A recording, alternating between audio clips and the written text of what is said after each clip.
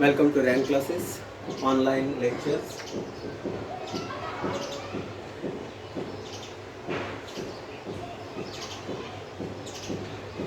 RYAN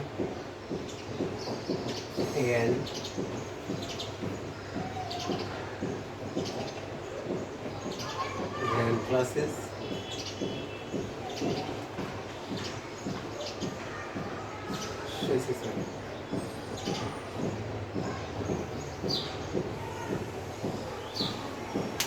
Now,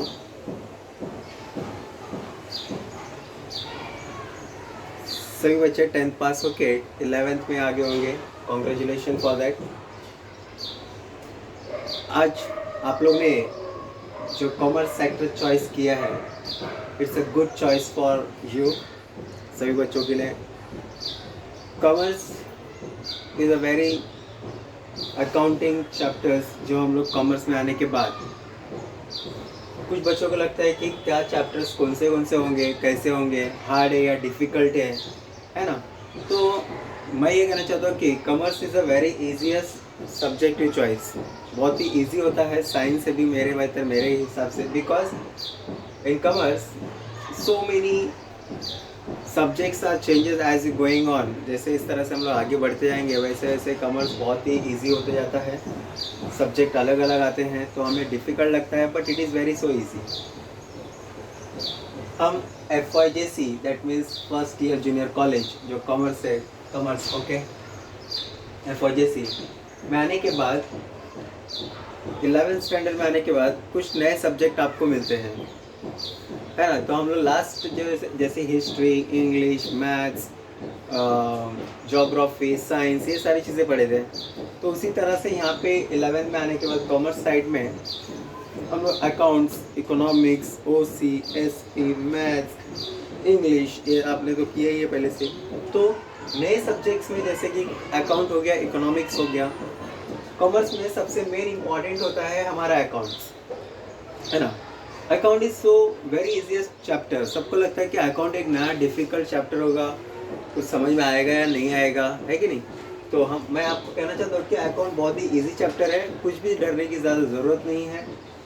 बहुत ही simple topics होते हैं और समझने के लिए बहुत ही बेहतर. बट आपके लिए लेक्चर मिस मत करना, कोई भी लेक्चर. तो अगर आपको मिस हो गई तो फिर समझ में नहीं आएगा. तो मैं ये कहना चाहता हूँ कि अकाउंट स्टार्ट कहाँ से हुआ. सबसे पहले अब जब हम बिज़नेस करते हैं, मतलब जब हम कॉमर्स में आए हुए हैं, तो अपने आप को बिजनेसमैन समझना है. क्या समझना है? बिजनेसमैन. याद रखना, जब हम अकाउंट्स करते हैं तो अपने आप को क्या समझना है? बिजनेसमैन. हम बिजनेसमैन अगर हैं तो ही हम ये सारा अकाउंटिंग सिस्टम किस तरह से है वो इजी से सॉल्व कर सकते हैं. ओके, तो मैं स्टार्ट करूँगा अकाउंट्स का कहाँ से जनरेट, कैसे जनरेट हुआ. तो आप लोगों ने ओल्ड मूवीज़ देखे रहेंगे, पिक्चर तो देखा ही रहेगा. मूवी है कि ना, पुराने ज़माने लोगों के पिक्चर्स. तो अगर नहीं देखे तो आपको मैं याद दिला देता हूँ कि अगर कहीं पे भूल देखा रहेगा, पुराने ज़माने में हमारे पास एक साहूकार होते थे. साहूकार के पास एक सामने बूढ़ा बैठा रहता था, ओल्ड मैन, है कि नहीं, जो जिसका हिसाब किताब जो होता था वो लिखते रहता था. उसको हम लोग कहते थे मुनीम जी. याद आया रहेगा आपको, अभी कोई मूवी में देख के या कहीं पे भी कभी भी देखा रहेगा ओल्ड मूवीज़ में, मुनीम जी होता था. तो वो मुनीम क्या करता था, कुछ लोग बता सकते हैं? हाँ, जैसे कि मुनीम साहूकार का पैसे का हिसाब किताब रखता था. जिसे पैसे की रिक्वायरमेंट होगी, किसी व्यक्ति को पैसा चाहिए रहेगा, तो मुनीम साहूकार के पैसे को, लेन देन के व्यवहार को संभाल के रखा जाता था. वो उस पैसे को किसको दे रहा है, किस व्यक्ति को दे रहा है, कौन से काम के लिए दिया जा रहा है, वो तो नहीं लिखा जाता था. ये सारी चीज़ें लिखता था वो. किससे पैसा आने वाला है, ये सारी चीज़ें, किससे गिरवी रखी हुई चीज़ें.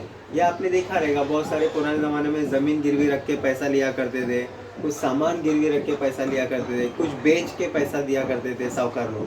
तो वो जो मुनीम उसका हिसाब किताब जो बुक में रखता था, उसे वो हम इंडियन हिस्ट्री में हम लोग उसी को अकाउंटिंग के तौर पे माना जाता था. बट ब्रिटिश लोगों ने क्या किया, उस बुक को थोड़ा सा डेवलपमेंट किया, थोड़े से रूल्स एंड रेगुलेशन बना के हमारे पास इस तरह से ब्रिटिश एकदम कंप्लीट फील्ड अच्छी तरह से अकाउंटिंग लेके आए, जो हम लोग आज कंटिन्यू करते हैं हमारे सभी जगहों पे, है ना, अकाउंटेंट्स के तौर पे हम लोग आज यूज़ करते हैं। तो मेरा कहना है कि जो ये अकाउंट से बुक कीपिंग ये जो सारी चीज़ें बनी थी वो हमारे इंडिया में ही जनरेट हुआ था पहले। सिर्फ उसे सिस्टमेटिकली लेके आने के बाद तो हम लोग इसे बुक कीपिंग और अकाउंटेंसी के रूप में माना जाता है कि नहीं, जो हम लोग ब्रिटिश कालीन से पढ़ते हुए आ रहे हैं। बट मुनीम जी ने हमें सिखा दिया था, उसी चीज़ों को उन लोगों ने डेवलपमेंट किया है। तो वो बुक कीपिंग कैसे किया उन्होंने, क्यों आया, तो ये मैं बताना चाहता हूँ कि एक याद रखिए, जब बुक कीपिंग जनरेट हुआ, बुक्स में रिकॉर्ड करना, तो वो बुक कीपिंग माना गया। बट मुनीम जी के पास किस तरह से रखता था वो, तो मैं पहले ये एक्सप्लेन करूँगा, फिर मुनीम जी की छोटी सी स्टोरी फिर से लेके आऊँगा। ओके, रिपीट करेंगे। ठीक है, book keeping and accountancy, meaning and definition, और शॉर्ट में मैं आपको सिर्फ इम्पॉर्टेंट पॉइंट्स जो होंगे ना, उसी का मैं आपको वीडियो लेक्चर दिखाऊंगा और थ्योरी में दिखाई जाएंगे। ओके, जो इम्पॉर्टेंट्स है, बिकॉज इन शॉर्ट में आपको मैं सारा 11 अच्छी तरह से पढ़ाना चाहता हूँ। तो आप ध्यान दीजिएगा, जो भी इम्पॉर्टेंट चैप्टर्स हैं, इम्पॉर्टेंट वाइज जो है, वो सारी चीज़ें आपको मैं एक्सप्लेन करूँगा यहाँ पे। ओके, ध्यान से ध्यान दीजिए भी। Book keeping means recording of business transactions. तो मैंने कहा था बिजनेस ट्रांजेक्शन, अपने आप को बिजनेसमैन समझना है। जब भी हम अकाउंट्स के बारे में सोचेंगे तभी, ओके, बिजनेसमैन ही सारी चीज़ों को समझ सकता है, पैसे के लेन देन व्यवहारों को। बनिया बनना है, that means a shopkeeper, shop owner बनना है। शॉप ओनर का हिसाब हमेशा एक्यूरेट है, अकाउंट्स में always you have to be exact proper. तो इसलिए recording of business transaction. Now what is a business transaction? Business transaction मतलब, अगर मैं एक बिजनेसमैन हूँ तो मेरे बिजनेस का जो भी सामान बेचना खरीदना, बाइंग एंड सेलिंग, है ना, बाइंग मतलब खरीदना और सेलिंग मतलब बेचना। तो ये जो हम लोग खरीदने बेचने का जो व्यवहार करते हैं, बिजनेस ट्रांजेक्शन जो करते हैं, व्यवहार करते हैं, उसको इन the books of account in a systematic वे में लिखना है आपको, एकदम ढंग से लिखना है। अब ढंग से कैसे लिखना है वो बताऊंगा मैं। ऑल द मॉनेटरी ट्रांजेक्शंस, कौन सा ट्रांजेक्शन कहा मैंने? पहले तो मैंने ट्रांजेक्शन कहा था, ट्रांजेक्शन मतलब मैंने बताया कि व्यवहार। क्या कहा था मैंने? व्यवहार। क्या बताया था? व्यवहार बताया था। तो व्यवहार बताया, तो मॉनेटरी ट्रांजेक्शंस मतलब क्या? तो मॉनेटरी का मतलब होता है पैसा। जब हम कोई व्यवहार, लेन देन पैसे के बदले में होता है, जैसे कि हमने कोई चीज़ खरीदा दुकान में जाके, तो उसको हम पैसा देते हैं, है ना। तो अगर हमने कोई चीज़ बेची है तो हमें पैसे मिलते हैं। तो जो पैसे के व्यवहार से बिजनेस चलता है उसे मॉनेटरी ट्रांजैक्शन कहा जाएगा। याद रखना, मॉनेटरी ट्रांजैक्शन मतलब जो पैसे के व्यवहार में बिजनेस होता है, पैसे से लेन देन खरीदा बेचा जाएगा, उसे मॉनेटरी ट्रांजैक्शन कहा जाएगा। Are recorded on a date wise. कौन से वाइज रिकॉर्ड किया गया? ये डेट वाइज है, याद रखना, डेट वाइज, हमेशा डेट वाइज से रिकॉर्डिंग होते हैं, आगे पीछे रिकॉर्ड नहीं होना चाहिए। For the accurate business result from such a records at all the end of the accounting year. मतलब अकाउंटिंग ईयर दैट मीन्स हमने, हमारे पास अकाउंटिंग ईयर मतलब एंड ऑफ द ईयर, वो समझेंगे अभी आपके लिए अजम्पशन के लिए। मैं आगे बताऊंगा कि अकाउंटिंग ईयर और फाइनेंशियल ईयर क्या होते हैं, पर अभी आप लोग अकाउंटिंग ईयर समझ लें। एक साल में जितना भी लेन देन होगा बिजनेस का हमारा, वो सारी चीज़ें सिस्टमेटिक में रिकॉर्ड करना चाहिए, डेट वाइज में। ओके, ये यहाँ पे बताया बिजनेस ट्रांजेक्शन और मॉनेटरी ट्रांजेक्शन। बिजनेस ट्रांजेक्शन मतलब व्यवहार, मॉनेटरी ट्रांजेक्शन मतलब जिसमें हम लोग पैसे का लेन देन हो, उसी को मॉनेटरी ट्रांजेक्शन कहा जाएगा। ओके, और एक ये डेफिनेशन नीचे मीनिंग में, book keeping is an art और साइंस ऑफ सिस्टमेटिक रिकॉर्डिंग। याद रखना, book keeping is a art और science of a systematic recording, classifying and summarising the financial transaction of business for a particular period, generally 1 year. That means accounting year के हिसाब से मैंने अभी बताया था, बताऊंगा बाद में। Book keeping is an art of science of systematic recording, classifying, summarising the financial transaction, जो व्यवहार पैसे के, of the business for a particular period, मतलब जो एक साल के अंदर जितने भी हम लोग उसे सिस्टमेटिक मैनर से रिकॉर्ड करेंगे। ओके, तो सिस्टमेटिक मैनर से रिकॉर्ड करने के लिए अब ये क्या बताया चाहता था वो मैं बताता हूँ। मिस्टर ए एक मुनीम था, है ना। उसके पास एक बुक थी, है ना, बुक होती थी उसके पास, एक बड़ी सी बुक होती थी, है कि नहीं। तो एक दिन में कितने बार लोग वो आएगा, जाएगा, खरीदेगा, बेचेगा, जैसे दुकान व्यवहार अगर उसका चल रहा है। तो ये जो मुनीम, उसके पास ये पेज नंबर 1 था, उसमें सी नाम का एक आदमी आया, 100 रुपीज़ लेके चला गया। फिर डी नाम का एक आदमी आया, 200 रुपीज़ लेके चला गया। फिर सी आया, 50 रुपीज़ लेके चला गया, कुछ गिरवी दे के सपोज।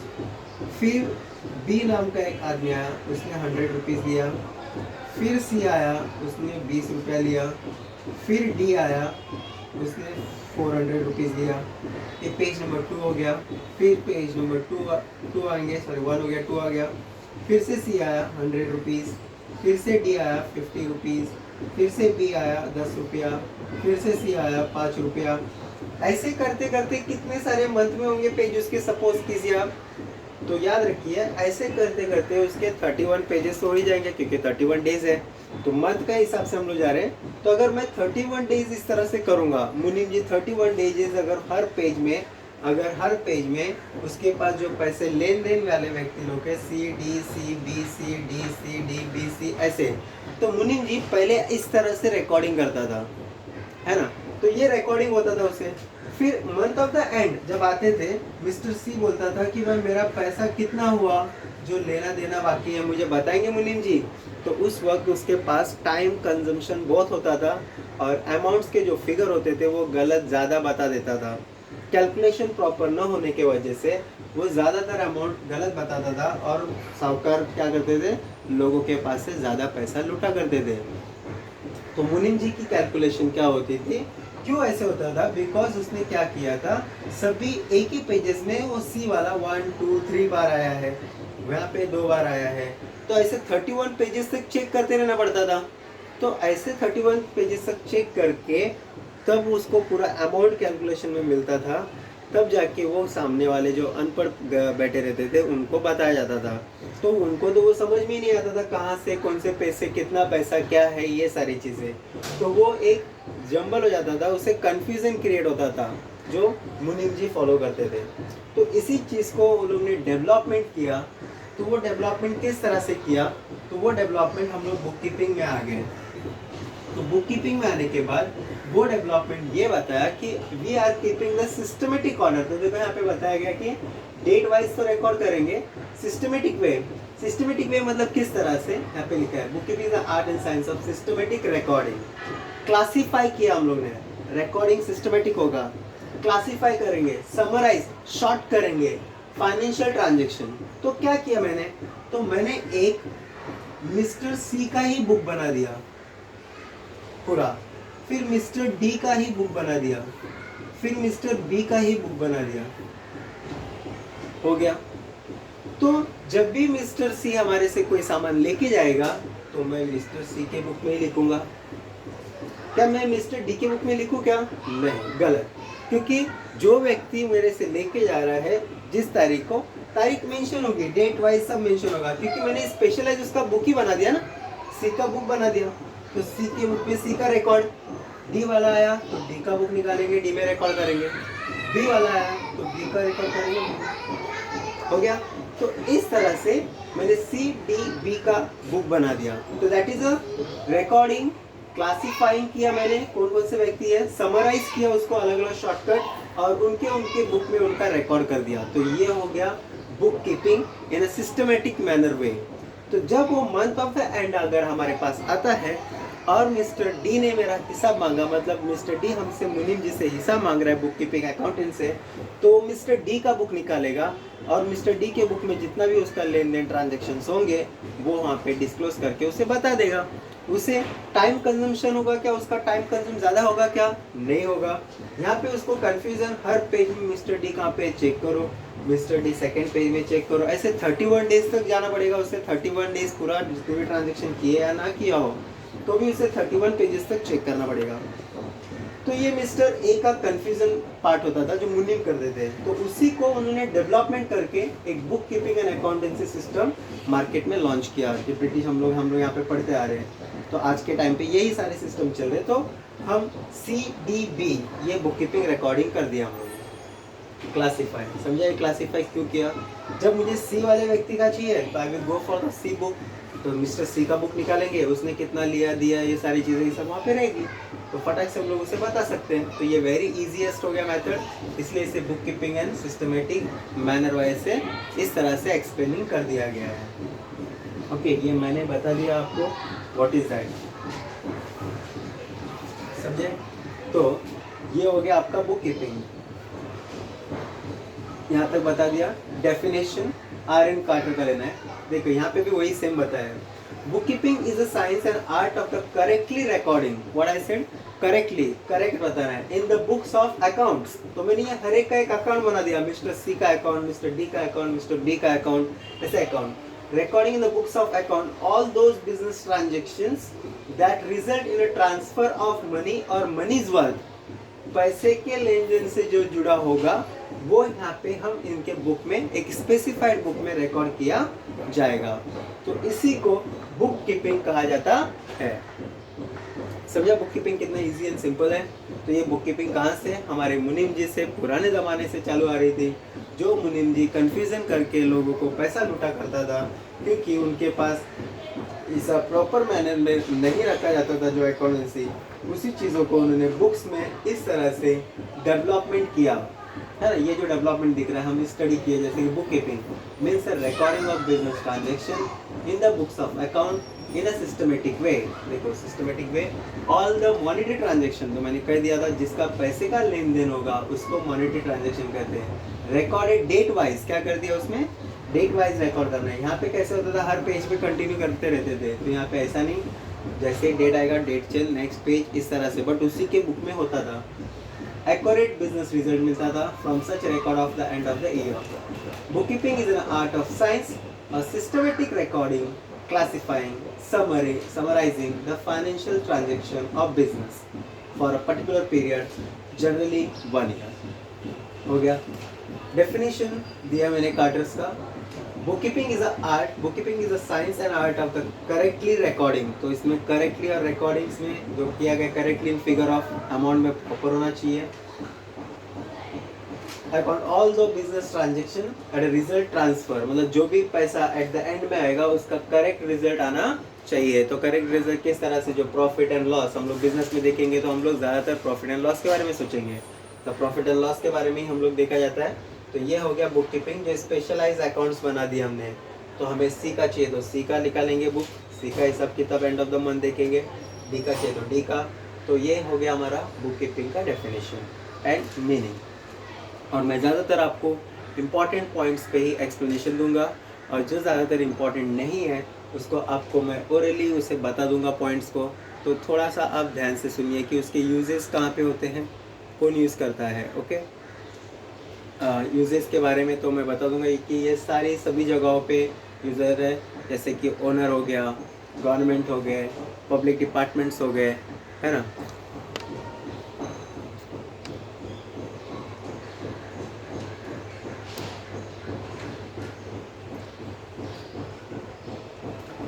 ओनर एंड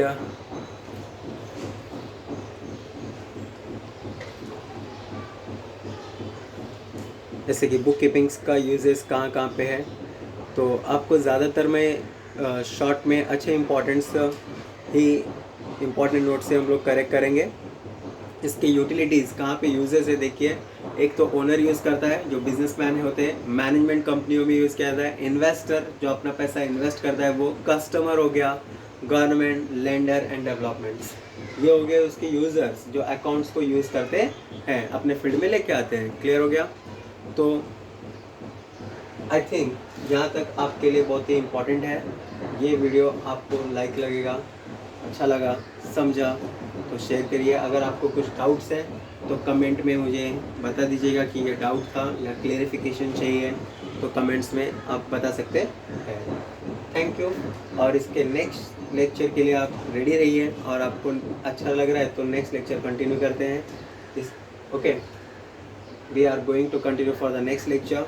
कुछ समय के बाद आपको नेक्स्ट लेक्चर भी मिलेगा कंटिन्यूएशन में, तो आप सब्सक्राइब करिए इस चैनल को, Rayan classes Shashi sir. Okay, thank you.